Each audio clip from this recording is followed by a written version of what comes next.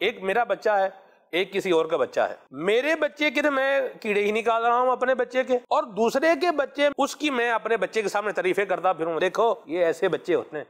کیا کہیں گے؟ بعض اوقات اس انداز کی وجہ سے ہم اپنے فیملی ممبر اور اپنے بچوں کو ڈی موٹیویٹ کر رہے ہوتے ہیں، صحیح، ان کی حوصلہ شکنی کر رہے ہوتے ہیں، اور باہر ہمارے بچوں کی ٹھیک ٹھاک پوزیشن ہوتی ہے، جی، اور گھر میں ہم کہتے ہیں بھائی تم بچے چپ ہو جاؤ، تمہیں نہ سمجھ آؤ، وہ بولے یار ساری دنیا مجھ سے پوچھتی ہے اور مشورے پر عمل کرتی ہے، یار ہمارے باپ کو ہماری کوئی بات سمجھ میں نہیں آتی، تو یہ بڑوں کی کمزوری ہوتی ہے۔ اچھا، اگر مثال کے طور پہ گھر کا بچہ یا گھر کا کوئی فرد یا قریب کا کوئی آدمی ایسی کمزور بات کر بھی دیتا ہے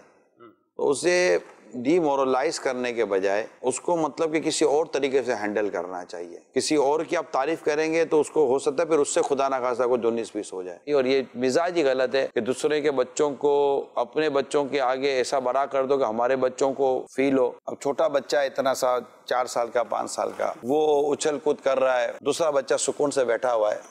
تو آپ اس بچے کو بتا تو سکتے ہو نا، دیکھو بیٹا کیسے بیٹھے ہوئے، تو وہ دیکھ کر بیٹھ جاتا ہے، وہ اس چیز کو فیل ہی نہیں کرے گا کہ میں ڈی موٹیویٹ ہو جاؤں گا۔ اچھا، ایک بچہ ایسا ہوتا ہے جو اتنا بڑا ہو جاتا ہے، وہ فیل کرتا ہے کمپیریزن کو،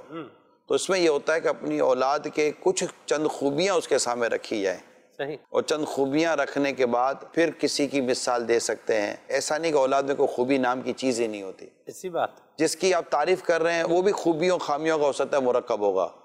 آپ کی اولاد بھی خوبیوں خامیوں کی مرکب ہوگی۔ اگر آپ کسی کی خوبیاں اپنی اولاد کے آگے بیان کرنا چاہتے ہیں تو اس کی چند خوبیوں کو بھی آپ ملا لیں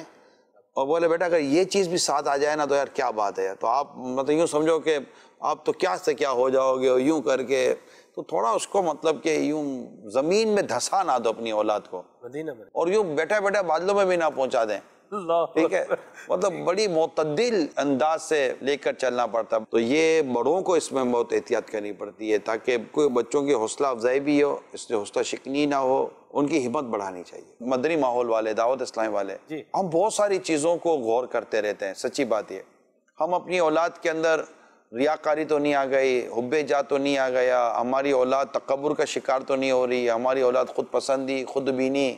خود رائی، یا اس طرح کی مطلب کہ کوئی بات کرتا ہے تو اپنی اولاد کے اس میں سے مطلب کوئی حسد کی بو تو نہیں آ رہی ہے۔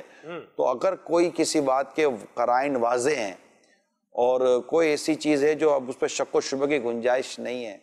تو اولاد کی اس حوالے سے تربیت کرنا بھی یہ بھی والدین کا کام ہے، یعنی اس کو ان بری اور مذموم اور کبائر جو گناہ کی عادتوں کا جو آپ اس کے اندر مزاج دیکھ رہے ہیں اس کو اس کی عادتوں کے سپرد نہ کر دیں، مگر ان تمام تر چیزوں کی اصلاح کرنا چاہتے ہیں تو اصلاح کا طریقہ وہی ہوگا جو میں نے آپ کو عرض کیا ہے